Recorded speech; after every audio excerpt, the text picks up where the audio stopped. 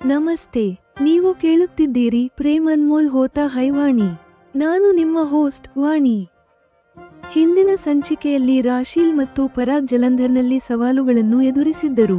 ಇಂದು ನೀವು ಪರಾಗ್ನ ಜನ್ಮಜನ್ಮಾಂತರಗಳ ದಾರ್ಶನಿಕ ಕಥೆ, ಪ್ರೇಮದ ವಿರಾಟ್ ರೂಪದ ದರ್ಶನ ಮತ್ತು ಕನ್ಯಾಕುಮಾರಿಯ ತ್ರಿವೇಣಿ ಸಂಗಮದಲ್ಲಿ ರಾಶೀಲ್ ಮನಸ್ಸಿನಲ್ಲಿ ಮೂಡಿದ ಅತಿದೊಡ್ಡ ಸಂದೇಹದ ಅನಾವರಣವನ್ನು ಕೇಳುವಿರಿ.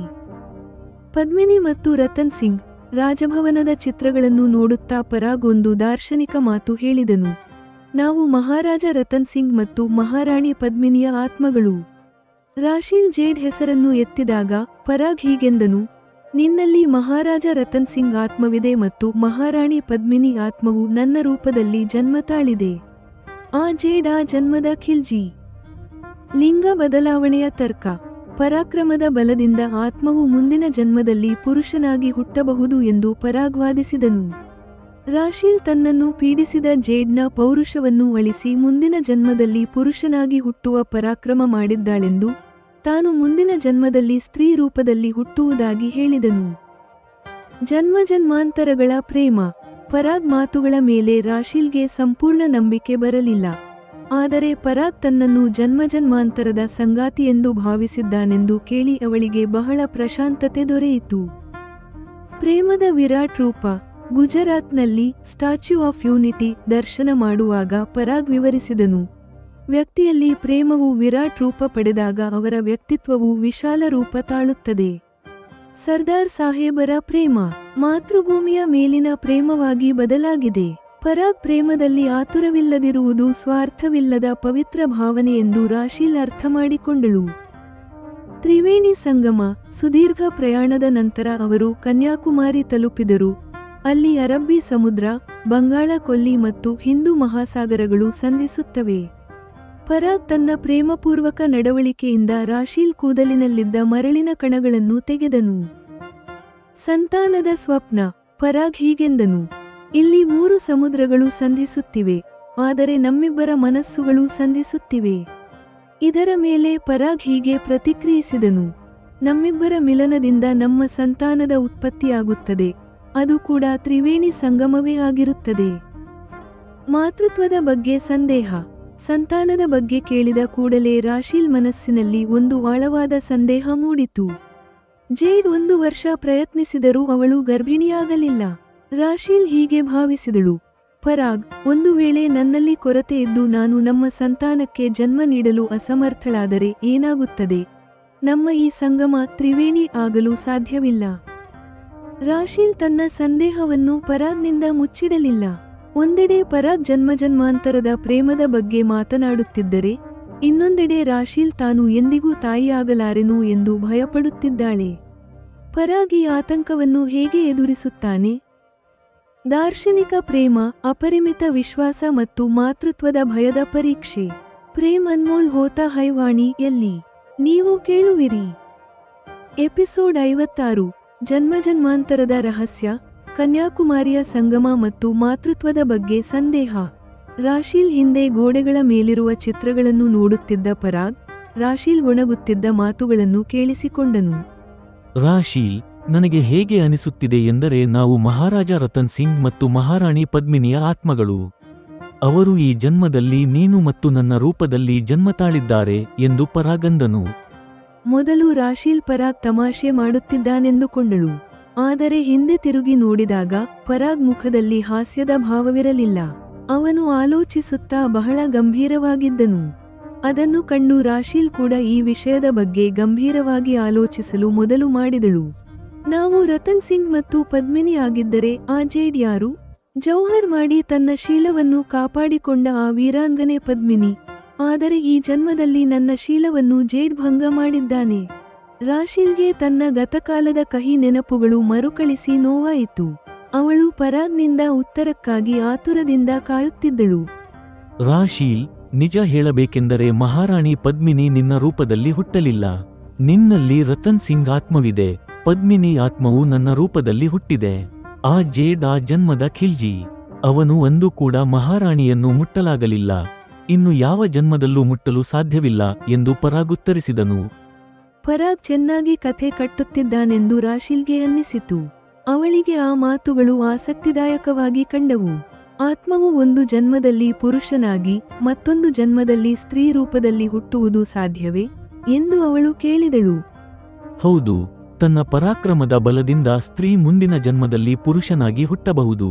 ನಿನ್ನನ್ನು ಪೀಡಿಸಿದವನ ಪೌರುಷವನ್ನೇ ಅಳಿಸಿಹಾಕಿದ ನೀನು ಮುಂದಿನ ಜನ್ಮದಲ್ಲಿ ಪುರುಷನಾಗಿ ಹುಟ್ಟುವೆ. ನಾನು ಡ್ರಗ್ಸ್ ಪ್ರಭಾವದಿಂದ ಶೋಷಣೆಗೆ ಒಳಗಾದ ಕಾರಣ ಸ್ತ್ರೀ ರೂಪದಲ್ಲಿ ಹುಟ್ಟುವೆ ಎಂದು ಪರಾಗ್ ಒಬ್ಬ ಭವಿಷ್ಯಕಾರನಂತೆ ಹೇಳಿದನು. ರಾಶಿಲ್ಗೆ ಪರಾಗ್ನ ಮಾತುಗಳ ಮೇಲೆ ನಂಬಿಕೆ ಬರಲಿಲ್ಲ. ಆದರೆ ಅವಳು ಏನೂ ಅನ್ನಲಿಲ್ಲ.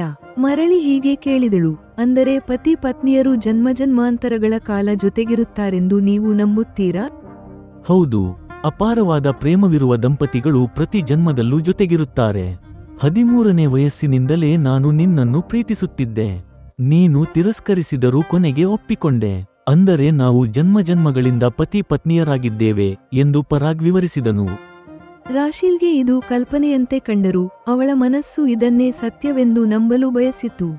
ಪರಾಗ್ ತನ್ನನ್ನು ಜನ್ಮಜನ್ಮಾಂತರದ ಸಂಗಾತಿಯೆಂದು ಭಾವಿಸಿರುವುದರಿಂದ ತನ್ನ ನಂಬಿಕೆಯನ್ನು ಎಂದಿಗೂ ಕಳೆದುಕೊಳ್ಳಲು ಬಿಡುವುದಿಲ್ಲವೆಂದು ಅವಳು ನಂಬಿದಳು. ಇದರಿಂದ ಪರಾಗ್ ಮೇಲೆ ಅವಳಿಗೆ ಪ್ರೇಮ ಮತ್ತು ಗೌರವ ಇನ್ನೂ ಹೆಚ್ಚಾಯಿತು. ಸ್ತ್ರೀ ಪುರುಷರ ಆತ್ಮಗಳ ಬದಲಾವಣೆಯನ್ನು ನಂಬುವ ಪರಾಗ್ನಂತಹ ವ್ಯಕ್ತಿ ಖಂಡಿತವಾಗಿಯೂ ಇಬ್ಬರಿಗೂ ಸಮಾನ ಗೌರವ ನೀಡುತ್ತಾನೆಂದು ಅವಳು ಭಾವಿಸಿದಳು. ಇಂತಹ ಮಾತುಗಳನ್ನು ಹೊರಗೆ ಹೇಳಿದರೆ ಪರಾಗ್ನನ್ನು ಹಾಸ್ಯ ಮಾಡುತ್ತಾರೆಂದು ರಾಶಿಲ್ ಹೆದರಿದಳು. ತನ್ನ ಗೌರವಕ್ಕಾಗಿ ಅದನ್ನು ಹೊರಗೆ ಹೇಳಬಾರದೆಂದು ಕೇಳಿಕೊಂಡಳು. ಪರಾಗ್, ನಮ್ಮ ಈ ಜನ್ಮಜನ್ಮಾಂತರದ ರಹಸ್ಯವನ್ನು ಮತ್ಯಾರಿಗೂ ಹೇಳಬೇಡಿ ಎಂದು ರಾಶಿಲ್ ಎಚ್ಚರಿಸಿದಂತೆ ಅಂದಳು. ರಾಶೀಲ್, ಇದು ಈ ಸ್ಥಳದ ಪ್ರಭಾವದಿಂದ ನನ್ನ ಮನಸ್ಸಿಗೆ ಬಂದಿದೆ. ಇಲ್ಲಿ ನಾವು ಕಳೆದ ಜನ್ಮದಲ್ಲಿ ಸಮಯ ಕಳೆದಿದ್ದಿರಬಹುದು. ಅದಕ್ಕೆ ಈ ಕೋಟೆ ನಮ್ಮನ್ನು ಕರೆದಂತಿದೆ. ನಾನು ಇದನ್ನು ಯಾರಿಗೂ ಹೇಳುವುದಿಲ್ಲ ಎಂದು ಪರಾಗಂದನು. ರಾಶಿಲ್ ಸ್ವಲ್ಪ ಸಮಾಧಾನಗೊಂಡಳು. ಆದರೆ ಪರಾಗ್ ಅಸಾಧಾರಣವಾದ ವ್ಯಕ್ತಿಯೇ ಎನ್ನುವ ಸಂದೇಹ ಅವಳಲ್ಲಿ ಮೂಡಿತು. ಮದುವೆಯಾಗಬೇಕಿದ್ದರೂ ಅವನು ದೈಹಿಕ ಸಂಬಂಧಕ್ಕಾಗಿ ಪ್ರಯತ್ನಿಸದಿರುವುದು ಅವಳಿಗೆ ಆಶ್ಚರ್ಯ ತಂದಿತು. ಈ ಆಲೋಚನೆ ಅವಳಿಗೆ ಇಷ್ಟವಾಗಲಿಲ್ಲ. ಆದರೆ 1 ತಿಂಗಳ ಕಾಲ ಜೊತೆಗಿದ್ದರೆ ಪರಾಗ್ನನ್ನು ಪೂರ್ತಿಯಾಗಿ ಅರ್ಥಮಾಡಿಕೊಳ್ಳಬಹುದೆಂದು ಅವಳು ಸಮಾಧಾನ ಮಾಡಿಕೊಂಡಳು. ನಂತರ ಅವರು ಗುಜರಾತ್ನ ಸ್ಟ್ಯಾಚ್ಯೂ ಆಫ್ ಯೂನಿಟಿ ನೋಡಿದರು. ಸರ್ದಾರ್ ಪಟೇಲರ ವಿಗ್ರಹ ಕಂಡು ರಾಶಿಲ್ ಆಶ್ಚರ್ಯಚಕಿತಳಾದಳು. ಒಬ್ಬ ವ್ಯಕ್ತಿ ಇಷ್ಟು ಎತ್ತರದ ವ್ಯಕ್ತಿತ್ವ ಹೊಂದಿರಬಹುದು ಎಂದು ಸಾಮಾನ್ಯ ಜನರು ಊಹಿಸಲು ಅಸಾಧ್ಯ ಎಂದು ರಾಶಿಲ್ ಅಂದಳು. ಪ್ರೇಮವು ವಿರಾಟ್ ರೂಪ ತಾಳಿದಾಗ ವ್ಯಕ್ತಿತ್ವವು ಉನ್ನತವಾಗುತ್ತದೆ. ಪಟೇಲರ ಮಾತೃಭೂಮಿಯ ಮೇಲಿನ ಪ್ರೇಮ ಅಂತಹದ್ದು ಎಂದು ಪರಾಗ್ ಪ್ರೇಮದ ಹಿರಿಮೆಯನ್ನು ಹೇಳಿದನು. ತಮ್ಮ ಪ್ರೇಮವು ಸ್ವಾರ್ಥವಿಲ್ಲದೆ ಇದ್ದರೆ ಇತರರಿಗೆ ಸಹಾಯ ಮಾಡುವ ಮಟ್ಟಕ್ಕೆ ತಲುಪುತ್ತದೆಂದು ಪರಾಗಂದ ಮಾತುಗಳು ರಾಶಿಲ್ಗೆ ಇಷ್ಟವಾದವು. ನಂತರ ಅವರು ಕನ್ಯಾಕುಮಾರಿ ತಲುಪಿದರು. ಸಮುದ್ರ ತೀರದ ಸೌಂದರ್ಯವನ್ನು ಕಂಡು ರಾಶಿಲ್ ಪುಟ್ಟ ಮಗುವಿನಂತೆ ಸಂಭ್ರಮಿಸಿದಳು. ವಾವ್ ಪರಾಗ್, ಇಲ್ಲಿ 3 ಸಮುದ್ರಗಳು ಸಂಧಿಸುವುದು ಎಷ್ಟು ಅದ್ಭುತವಾಗಿದೆ ಎಂದು ರಾಶಿಲ್ ಸಂತೋಷದಿಂದ ಅಂದಳು. ಪರಾಗ್ ಅವಳ ಕೂದಲಿನಲ್ಲಿದ್ದ ಮರಳನ್ನು ಪ್ರೇಮದಿಂದ ತೆಗೆಯುತ್ತಾ 3 ಸಮುದ್ರಗಳ ಸಂಗಮದಂತೆ ತಮ್ಮಿಬ್ಬರ ಮನಸ್ಸುಗಳ ಸಂಗಮದ ಬಗ್ಗೆ ಮಾತನಾಡಿದನು. ನಮ್ಮಿಬ್ಬರ ಮಿಲನದಿಂದ ನಮ್ಮ ಸಂತಾನವು ಉತ್ಪತ್ತಿಯಾಗುತ್ತದೆ. ಅದು 3ನೇ ಜೀವನಧಾರೆಯಾಗಿ ಈ ಲೋಕ ನೋಡುತ್ತದೆ ಎಂದು ಪರಾಗಂದನು. ಆದರೆ ಆ ಮಾತು ಕೇಳಿದ ಕೂಡಲೇ ರಾಶಿಲ್ಗೆ ಭಯವಾಯಿತು. ಹಿಂದೆ ಜೇಡ್ನೊಂದಿಗೆ ಇದ್ದಾಗ ಅವಳು ಗರ್ಭಿಣಿಯಾಗಲಿಲ್ಲ. ಪರಾಗ್, ಒಂದು ವೇಳೆ ನನ್ನಲ್ಲಿ ಕೊರತೆ ಇದ್ದು ನಾನು ಸಂತಾನಕ್ಕೆ ಜನ್ಮ ನೀಡಲು ಅಸಮರ್ಥಳಾದರೆ ಏನಾಗುತ್ತದೆ? ನಮ್ಮ ತ್ರಿವೇಣಿ ಸಂಗಮ ಪೂರ್ತಿಯಾಗುವುದಿಲ್ಲವಲ್ಲವೇ ಎಂದು ಅವಳು ತನ್ನ ಸಂದೇಹ ವ್ಯಕ್ತಪಡಿಸಿದಳು. ಎಪಿಸೋಡ್ 56 ಸಮಾಪ್ತ.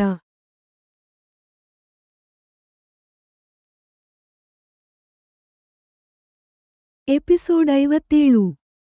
ನಮಸ್ತೆ, ನೀವು ಕೇಳುತ್ತಿದ್ದೀರಿ ಪ್ರೇಮ್ ಅನ್ಮೋಲ್ ಹೋತಾ ಹೈವಾಣಿ. ನಾನು ನಿಮ್ಮ ಹೋಸ್ಟ್ ವಾಣಿ. ಹಿಂದಿನ ಸಂಚಿಕೆಯಲ್ಲಿ ರಾಶಿಲ್ ಸಂತಾನವಾಗದಿರುವ ಭಯದಿಂದ ಆತಂಕಗೊಂಡಿದ್ದರು. ಇಂದು ನೀವು ಪರಾಗ್ನ ಅಚಲ ಆತ್ಮವಿಶ್ವಾಸ, ಪುರುಷನ ಸ್ವಪ್ನದೋಷ ದ ರಹಸ್ಯದ ಅನಾವರಣ ಮತ್ತು ರಾಶಿಲ್ ಪ್ರೇಮ ಕಥೆಯ ಸುಖದ ಅಂತ್ಯವನ್ನು ಕೇಳುವಿರಿ. ಇದು ನನ್ನ ಮದುವೆಯಾಗದಿರುವ ಸಂಕಲ್ಪವನ್ನೇ ಅಲುಗಾಡಿಸಿತು. ನಕಾರಾತ್ಮಕತೆಯ ಮೇಲೆ ದಾಳಿ. ರಾಶಿಲ್ ಸಂದೇಹಕ್ಕೆ ಪರಾಗ್ ಆತ್ಮವಿಶ್ವಾಸದಿಂದ ಹೇಳಿದನು, ನಾವು ಸಕಾರಾತ್ಮಕವಾಗಿಯೇ ಯೋಚಿಸಬೇಕು. ಇಂದಿನ ವೈದ್ಯಕೀಯ ವಿಜ್ಞಾನವು ತುಂಬಾ ಮುಂದುವರಿದಿದೆ. ಪರಾಗ್ನ ಪ್ರೇಮದಲ್ಲಿ ಮುಳುಗಿದ ರಾಶಿಲ್ಗೆ ಅನಿಸಿತು, ನಿಮ್ಮಂತಹ ವಿವೇಕಿ ಮತ್ತು ಯೋಗ್ಯ ಪತಿಯೊಂದಿಗೆ ನನ್ನ ಜೀವನದಲ್ಲಿ ಸಮಸ್ತ ಸುಖ ಸಮೃದ್ಧಿ ಸುಲಭವಾಗಿ ದೊರೆಯುತ್ತದೆ. ಸಂಸ್ಕೃತಿಯ ಪಾಲನೆ. ಪ್ರಯಾಣದ ನಡುವೆ ಪರಾಗ್ನಿಗೆ ಸ್ವಪ್ನದೋಷವಾಯಿತು. ರಾಶೀಲ್ ಕುತೂಹಲ ತಣಿದ ನಂತರ ಪರಾಗ್ನಿಗೆ ಸಾಂಕೇತಿಕ ಭಾಷೆಯಲ್ಲಿ ಮದುವೆಗೆ ಮೊದಲು ಸಂಬಂಧ ಬೆಳೆಸಲು ಅನುಮತಿ ನೀಡಿದಳು. ಆದರೆ ಪರಾಗ್ ನಿರಾಕರಿಸಿದನು. ಇಲ್ಲ ರಾಶೀಲ್, ನನಗೆ ಸಂಯಮವಿದೆ. ಮದುವೆಗೆ ಮೊದಲು ಇದನ್ನು ಮಾಡಲು ನಾನು ಬಯಸುವುದಿಲ್ಲ. ರಾಶೀಲ್ ಅವನನ್ನು ಶ್ಲಾಘಿಸಿದಳು. ನೀವು ನಮ್ಮ ಸಂಸ್ಕೃತಿಯನ್ನು ಪಾಲಿಸುತ್ತೀರಿ. ಇದು ಬಹಳ ಒಳ್ಳೆಯ ಮಾತು. ಅಶುಭ ಕಲ್ಪನೆ. ಪರಾಗ್ ವಿವರಿಸಿದನು. ಒಂದು ವೇಳೆ ಯಾವುದೋ ಕಾರಣದಿಂದ ಆಕಸ್ಮಿಕವಾಗಿ ನಾನು ಮೃತಪಟ್ಟರೆ, ನಮ್ಮ ಮದುವೆಯೇ ಆಗದಿದ್ದರೆ? ರಾಶೀಲ್ ಅವನ ಬಾಯಿ ಮುಚ್ಚಿಸಿದಳು. ಆದರೆ ಮದುವೆಗೆ ಮೊದಲು ಮರ್ಯಾದೆಯ ಪಾಲನೆ ಏಕೆ ಅಗತ್ಯ ಎಂದು ಅವಳಿಗೆ ಅರ್ಥವಾಯಿತು. ಗಂಗಾ ಸ್ನಾನ ಮತ್ತು ಪ್ರೇಮದ ಚರಮ ಸೀಮೆ. ಪ್ರಯಾಗ್ರಾಜ್ನಲ್ಲಿ ಇಬ್ಬರೂ ಗಂಗೆಯಲ್ಲಿ ಮುಳುಗಿದರು. ರಾಶೀಲ್ಗೆ ಅನಿಸಿತು, ನಿಮ್ಮ ಪ್ರೇರಣೆಯಿಂದ ನನ್ನ ಪಾಪಗಳು ತೊಳೆದು ಹೋಗುತ್ತವೆ. ಸುಮಾರು 1 ತಿಂಗಳ ಈ ಪ್ರಯಾಣವು ಅವರ ಪ್ರೇಮವನ್ನು ಆಳವಾಗಿಸಿತು. ಪ್ರೇಮದ ದೇವತೆ. ಮನೆಗೆ ಮರಳುವಾಗ ರಾಶೀಲ್ ತನ್ನ ಮನದಾಳದ ಮಾತನ್ನು ಹಂಚಿಕೊಂಡಳು. ನೀವು ನಿಮ್ಮ ಪ್ರೇಯಸಿಯೊಂದಿಗೆ 1 ತಿಂಗಳು ಏಕಾಂತ ಪ್ರದೇಶಗಳಲ್ಲಿದ್ದಿರಿ, ಆದರೂ ನೀವು ಮರೆತು ಅವಳಿಂದ ಲೈಂಗಿಕ ಸುಖ ಪಡೆಯಲು ಪ್ರಯತ್ನಿಸಲಿಲ್ಲ. ಇಂತಹ ಹುಡುಗನೂ ಇರಲು ಸಾಧ್ಯ ಎಂದು ನನಗೆ ಈ ದಿನಗಳಲ್ಲಿ ತಿಳಿಯಿತು. ಅವಳು ಭಾವುಕಳಾಗಿ ಹೇಳಿದಳು, ನೀವು ನನಗೆ ಪ್ರೇಮದ ದೇವತೆ. ನನ್ನ ತನ, ಮನ ಮತ್ತು ಆತ್ಮದ ಮೇಲಿರುವ ಎಲ್ಲಾ ಗಾಯಗಳು ನಿಮ್ಮ ಪ್ರೇಮದಿಂದ ಮಾಗಿವೆ. ವಿವಾಹದ ಆತುರ. ವಿವಾಹಕ್ಕಾಗಿ ಆತುರ ತೋರುತ್ತಾ ರಾಶೀಲ್ ಪರಾಗ್ನಿಗೆ ಹೇಳಿದಳು, ನೀವು ಎಷ್ಟು ಬೇಗ ನಮ್ಮ ವಿವಾಹ ಸಾಧ್ಯವೋ ಅಷ್ಟು ಬೇಗ ಮಾಡಿ. ನನಗೀಗ ಕಾಯುವ ಪ್ರತಿ ದಿನವೂ ಕಷ್ಟದಿಂದ ಕಳೆಯುತ್ತದೆ. ನನ್ನ ದ್ವಂದ್ವ. ರಾಶೀಲ್ ತನ್ನ ಕಥೆಯನ್ನು ಪೂರ್ಣಗೊಳಿಸುತ್ತಾ ಪರಾಗ್ನ ಚರಿತ್ರೆ ಪದ್ಮಿನಿಯಂತಿದೆ ಎಂದು ಹೇಳಿದಳು ಮತ್ತು ನನ್ನ ನಿರ್ಧಾರವನ್ನು ಪುನರ್ ವಿಮರ್ಶಿಸಲು ಹೇಳಿದಳು. ನಾನು ಎದ್ದಾಗ ಉದಾಸೀನತೆಯಿಂದ ಕೂಡಿದ್ದೆ. ಈಗ ನನಗೆ ಅಮೆರಿಕ ನಮ್ಮ ಭಾರತಕ್ಕಿಂತ ಹೆಚ್ಚು ಇಷ್ಟವಾಗುತ್ತಿದೆ, ಏಕೆಂದರೆ ಇಲ್ಲಿ ಸ್ವಪ್ನಿಲ್ ಜೊತೆಗಿದ್ದಾನೆ. ಸ್ವಪ್ನಿಲ್ ಜೊತೆ ನಾನು ಎಲ್ಲಿದ್ದರೂ ಸುಖವಾಗಿರಬಲ್ಲೆ ಮತ್ತು ಸ್ವಪ್ನಿಲ್ ಇಲ್ಲದಿದ್ದರೆ ಸ್ವರ್ಗವೂ ನನಗೆ ನರಕವಾಗುತ್ತದೆ. ರಿಹರ್ಸಲ್ ಸಮಯ. ಉದಾಸೀನತೆ ಮರೆಮಾಡಲು ನಾನು ರಾಶೀಲ್ಗೆ ಹೇಳಿದೆ, ಅವಳು ನೈನಿಗೆ ರಜೆ ನೀಡಲಿ ಮತ್ತು ಪರುಷ್ಣಿಯ ಜೊತೆ ಇಂದು ನಾನು ಇರುತ್ತೇನೆ. ಇದು ನನಗೆ ರಿಹರ್ಸಲ್ ನಂತಿತ್ತು. ಸ್ಕೆಚ್ ಮಾಡಲು ಅನುಮತಿ. ಮಧ್ಯಾಹ್ನ ನಾನು ಪರುಷ್ಣಿಯನ್ನು ತಟ್ಟಿ ಮಲಗಿಸುತ್ತಿದ್ದೆ. ಆಗ ಸ್ವಪ್ನಿಲ್ ನನ್ನ ಕೋಣೆಗೆ ಬಂದನು ಮತ್ತು ನಗುತ್ತಾ ಹೇಳಿದನು, ನಾನು ಈ ದೃಶ್ಯದ ಕಲ್ಪನೆ ಮಾಡಿಕೊಂಡೇ ಇಲ್ಲಿಗೆ ಬಂದಿದ್ದೇನೆ. ನೀವು ಅನುಮತಿ ನೀಡಿದರೆ ನಾನು ನಿಮ್ಮಿಬ್ಬರ ಜೊತೆ ಇರುವ ಒಂದು ಸ್ಕೆಚ್ ಮಾಡಲು ಬಯಸುತ್ತೇನೆ. ತಾಯಿ ಮತ್ತು ಮಗುವಿನೊಂದಿಗೆ ನನ್ನ ಸ್ಕೆಚ್ ಮಾಡಲು ಸ್ವಪ್ನಿಲ್ ಅನುಮತಿ ಕೇಳಿದ್ದಾನೆ. ಇದು ಅವನ ಭವಿಷ್ಯದ ಕನಸಿನ ಸಂಕೇತವೇ? ನಾನು ಭಾರತಕ್ಕೆ ಮರಳುವ ಮೊದಲು ಸ್ವಪ್ನಿಲ್ ಪ್ರೇಮವನ್ನು ಮಾತುಗಳಲ್ಲಿ ಸ್ವೀಕರಿಸಬಲ್ಲೇನೆ? ಅಪೂರ್ಣ ಪ್ರೇಮ, ಮಾತೃತ್ವದ ರಿಹರ್ಸಲ್ ಮತ್ತು ಒಂದು ಅಂತಿಮ ಸ್ಕೆಚ್ನ ಬಯಕೆ. ಪ್ರೇಮ್ ಅನ್ಮೋಲ್ ಹೋತಾ ಹೈ ವಾಣಿ ಯಲ್ಲಿ ನೀವು ಕೇಳುವಿರಿ. ಎಪಿಸೋಡ್ 57. ಪ್ರೇಮದ ತ್ರಿವೇಣಿ ಸಂಗಮ. ಅಲ್ಕಾ ಮ್ಯಾಮ್ ಉಪಕಾರ ಮತ್ತು ಸ್ವಪ್ನಿಲ್ ಅಂತಿಮ ಉಡುಗೊರೆ. ನೀವು ನಕಾರಾತ್ಮಕವಾಗಿ ಯೋಚಿಸಬೇಡಿ. ಕೊರತೆ ಪುರುಷನಲ್ಲಿಯೂ ಇರುತ್ತದೆ, ನನ್ನಲ್ಲಿಯೂ ಕೊರತೆ ಇದ್ದರೆ ನಮ್ಮ ಸಂತಾನವಾಗಲು ತೊಂದರೆಯಾಗಬಹುದು. ನಾವು ಸಕಾರಾತ್ಮಕವಾಗಿಯೇ ಯೋಚಿಸಬೇಕು. ಮೊದಲನೆಯದಾಗಿ, ನಮ್ಮಿಬ್ಬರಲ್ಲಿ ಯಾವುದೇ ಕೊರತೆ ಇರುವುದಿಲ್ಲ ಮತ್ತು ಒಂದು ವೇಳೆ ಕೊರತೆ ಇದ್ದರೂ ಸ್ವಲ್ಪ ಚಿಕಿತ್ಸೆಯ ನಂತರ ಈ ಸಮಸ್ಯೆ ದೂರವಾಗುತ್ತದೆ. ಇಂದಿನ ವೈದ್ಯಕೀಯ ವಿಜ್ಞಾನವು ತುಂಬಾ ಮುಂದುವರಿದಿದೆ ಎಂದು ಪರಾಗ್ ಆತ್ಮವಿಶ್ವಾಸದಿಂದ ಹೇಳಿದನು. ನಿಮ್ಮಂತಹ ವಿವೇಕಿ ಮತ್ತು ಯೋಗ್ಯ ಪತಿಯೊಂದಿಗೆ ನನ್ನ ಜೀವನದಲ್ಲಿ ಸಮಸ್ತ ಸುಖ ಸಮೃದ್ಧಿ ಸುಲಭವಾಗಿ ದೊರೆಯುತ್ತದೆ ಎಂದು ನಾನು ಭಾವಿಸುತ್ತೇನೆ ಎಂದು ರಾಶೀಲ್ ಹೇಳುವಾಗ ಅವಳ ಮನಸ್ಸು ಪರಾಗ್ನ ಪ್ರೇಮದಿಂದ ತುಂಬಿ ಹೋಗಿದೆ. ರಾಶೀಲ್ ಖಂಡಿತವಾಗಿಯೂ ಹಾಗೆಯೇ ಆಗುತ್ತದೆ ಎನ್ನುತ್ತಾ ಪರಾಗ್ ರಾಶೀಲನ್ನು ತನ್ನ ಕಡೆಗೆ ಎಳೆದುಕೊಂಡು ಆಲಿಂಗಿಸಿದನು. ಕನ್ಯಾಕುಮಾರಿ ಬೀಚ್ನಲ್ಲಿ ಅವರಿಬ್ಬರೂ ಸಮುದ್ರದ ಅಲೆಗಳೊಂದಿಗೆ ಆಟವಾಡಿದರು. ಹಸ್ತದಲ್ಲಿ ನೀರು ತೆಗೆದುಕೊಂಡು ಒಬ್ಬರ ಮೇಲೊಬ್ಬರು ಚೆಲ್ಲುತ್ತಿದ್ದರು. ಆ ರಾತ್ರಿ ಕನ್ಯಾಕುಮಾರಿಯ ಹೋಟೆಲ್ನಲ್ಲಿಯೂ ಇತರ ಸ್ಥಳಗಳಂತೆ ಇಬ್ಬರೂ ಒಂದೇ ಬೆಡ್ ಮೇಲೆ ಮಲಗಿದ್ದರು. ರಾತ್ರಿ 3 ಗಂಟೆಯ ನಂತರ ರಾಶೀಲ್ಗೆ ಇದ್ದಕ್ಕಿದ್ದಂತೆ ಎಚ್ಚರವಾಯಿತು. ಪಕ್ಕದಲ್ಲಿ ಮಲಗಿದ್ದ ಪರಾಗ್ನ ಉಸಿರಾಟವು ಶಬ್ದ ಮಾಡುತ್ತಾ ವೇಗವಾಗಿ ಸಾಗುತ್ತಿರುವುದನ್ನು ಅವಳು ಗಮನಿಸಿದಳು. ಪರಾಗ್ನಿಗೆ ಏನಾದರೂ ತೊಂದರೆಯಾಗಿದೆಯೇ ಎಂದು ತಿಳಿಯಲು ಬೆಡ್ ಸೈಡ್ನ ನೈಟ್ ಲ್ಯಾಂಪ್ ಹಚ್ಚಿದಳು. ಮಂದ ಬೆಳಕಿನಲ್ಲಿ ಅವಳು ನೋಡಿದಳು, ಪರಾಗ್ ನಿದ್ರಿಸುತ್ತಿದ್ದಾನೆ. ನಿದ್ರೆಯಲ್ಲಿಯೇ ಅವನ ಉಸಿರಾಟ ವೇಗವಾಗಿತ್ತು ಮತ್ತು ಅವನ ದೇಹ ವಿಚಿತ್ರವಾಗಿ ಅಲುಗಾಡುತ್ತಿತ್ತು. ಅವನಿಗೆ ಯಾವುದೋ ಕನಸು ಬೀಳುತ್ತಿದೆ ಎಂದು ಅವಳಿಗೆ ಅನಿಸಿತು.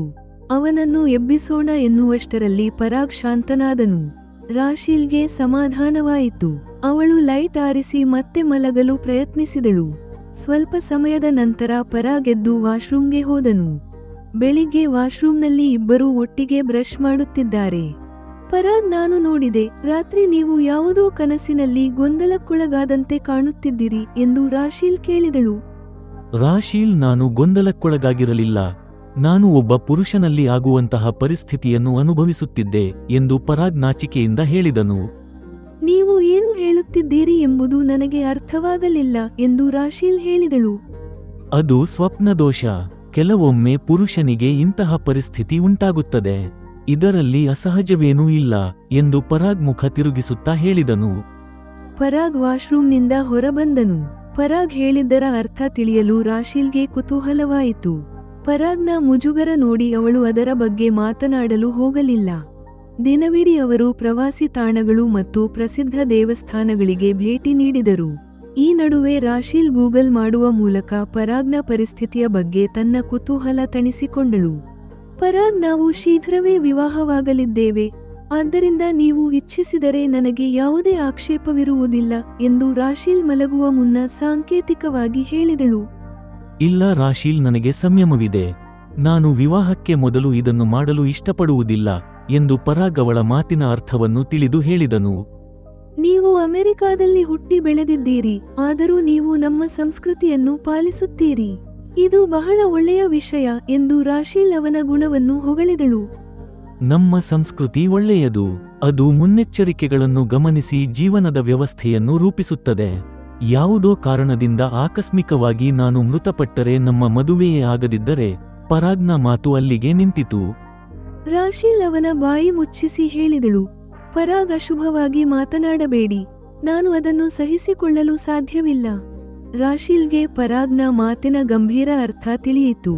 ಅವಳು ಅಂತಹ ಕಲ್ಪನೆಯಿಂದಲೇ ಆತಂಕಗೊಂಡಳು.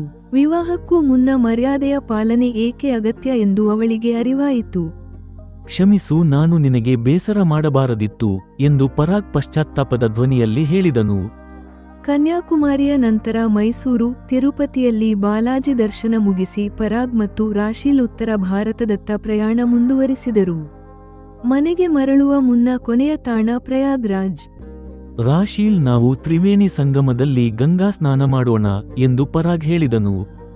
ಸರಿ, ನಿಮ್ಮ ಪ್ರೇರಣೆಯಿಂದ ನನ್ನ ಪಾಪಗಳು ತೊಳೆದು ಹೋಗುತ್ತವೆ ಎಂದು ರಾಶೀಲ್ ನಂಬಿಕೆಯಿಂದ ಹೇಳಿದಳು. ಆ ಪಾಪ ನಿನ್ನದಲ್ಲ, ಗಂಗಾ ಸ್ನಾನದ ನಂತರ ಅದನ್ನು ಮರೆತು ಬಿಡು ಎಂದು ಪರಾಗ್ ಪ್ರೀತಿಯಿಂದ ಹೇಳಿದನು. ಪ್ರಯಾಗ್ರಾಜ್ನಲ್ಲಿ ಇಬ್ಬರೂ ಒಟ್ಟಿಗೆ ಗಂಗೆಯಲ್ಲಿ ಮುಳುಗಿದರು. 1 ತಿಂಗಳ ಈ ಸುದೀರ್ಘ ಪ್ರಯಾಣದಲ್ಲಿ ಇಬ್ಬರ ನಡುವೆ ಪ್ರೇಮ ಗಾಢವಾಯಿತು. ಯಾವುದೇ ಸಂದೇಹಗಳು ಉಳಿಯಲಿಲ್ಲ. ಈಗ ಅವರು ಮನೆಗೆ ಮರಳುತ್ತಿದ್ದಾರೆ. ರಾಶೀಲ್, ನಿನಗೆ ಗೊತ್ತಾ, 144 ವರ್ಷಕ್ಕೊಮ್ಮೆ ಮಹಾಕುಂಭ ಬರುತ್ತದೆ.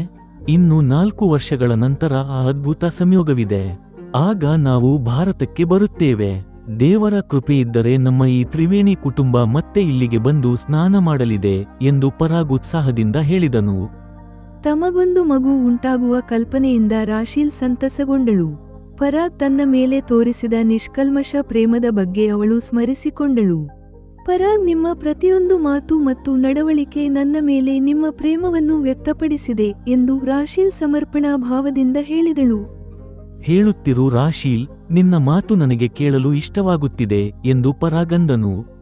1 ತಿಂಗಳು ನನ್ನೊಂದಿಗೆ ಏಕಾಂತದಲ್ಲಿದ್ದರೂ ನೀವು ಮರೆತು ದೈಹಿಕ ಸುಖ ಪಡೆಯಲು ಪ್ರಯತ್ನಿಸಲಿಲ್ಲ. ಇಂತಹ ಪುರುಷರು ಇರುತ್ತಾರೆಂದು ನಿಮ್ಮಿಂದ ತಿಳಿಯಿತು ಎಂದು ರಾಶೀಲ್ ಭಾವುಕಳಾದಳು.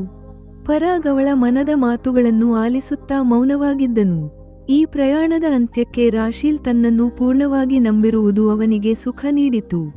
ಹಿಂದಿನ ಕಹಿ ಅನುಭವಗಳಿಂದ ನಾನು ಮದುವೆಯನ್ನೇ ಬೇಡವೆಂದುಕೊಂಡಿದ್ದೆ, ಆದರೆ ನೀವು ಪುರುಷರ ಬಗ್ಗೆ ನನ್ನ ಕಲ್ಪನೆಯನ್ನೇ ಬದಲಿಸಿದ್ದೀರಿ ಎಂದು ರಾಶೀಲ್ ಕಣ್ಣೀರು ಹಾಕಿದಳು. ಪರಾಗ್ ಅವಳ ಕಣ್ಣೀರು ಒರೆಸಿ ಸಮಾಧಾನ ಮಾಡಿದನು. ನೀವು ನನಗಾಗಿ ಪ್ರೇಮದ ದೇವತೆ.